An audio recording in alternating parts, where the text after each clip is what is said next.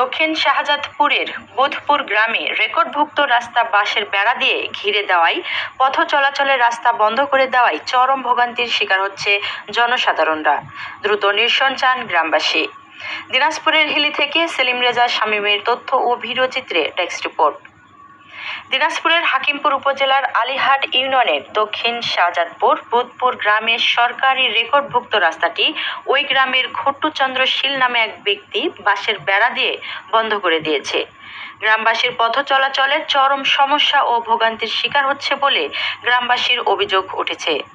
ইতিপূর্বে হাকিমপুর উপজেলার নির্বাহী অফিসার অমিত রায় কর্মরত থাকায় গ্রামবাসীর পক্ষে ওই গ্রামের পল্লী চিকিৎসক সুমন চন্দ্র শীল একটি লিখিত অভিযোগ দায়ের করলে তিনি রাস্তার কাগজপত্র বৈধ থাকায় ওই বেড়াটি সরানোর নির্দেশ প্রদান করলে বেড়াটি তাৎক্ষণিকভাবে সরানো হয়।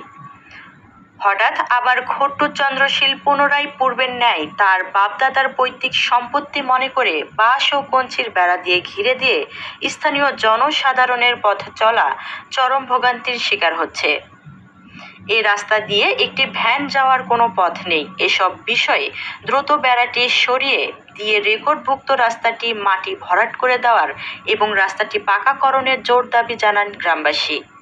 এসব বিষয়ে হাকিমপুর উপজেলার নির্বাহী অফিসার জস মিত্র চাকমা বলেন, রেকর্ডভুক্ত রাস্তা কারো বন্ধ করে দেওয়ার ক্ষমতা নেই।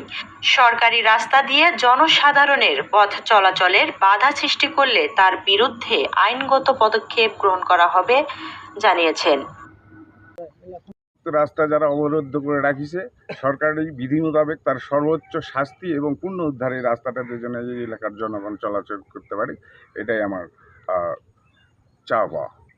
আমরা হলে মন্দিরে বাড়ি করে আছি, রাস্তা সামান ঘিসে ব্যাগ টেনে ভাড়া যাচ্ছে না। আমাদের সমস্যা, এটা রাস্তা ক্লিয়ার করে দেন, এটা আমাদের সমস্যা। স্যার আমরা চাই আমাদের সরকারি রাস্তার ধারে চোকা টোকা সব ভাঙে দিয়ে আমরা বাড়াতে পারি না, সব কিছু ভিড়িছে। আমাদের সুস্থ বিচার আমরা চাই। কি সালের রেকর্ড আছে? 2002 সালের রেকর্ড আছে, 4 সালে। অমিত রায় স্যার কি নিষ্পত্তি করে দিয়েছিলেন?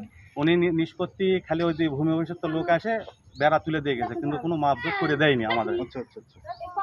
এর পরিপ্রেক্ষিতে এরা আবার পুনরায় ঘিরে চেয়ারম্যানের কাছে তখন বিচার প্রার্থী হয়। আচ্ছা, চেয়ারম্যান আসে বিচার করে রাস্তা বের করে দিয়ে যায় এবং তারা আবার পুনরায় চেয়ারম্যানের কোনো কথা না শুনে আবার তারা আবার ঘিরে।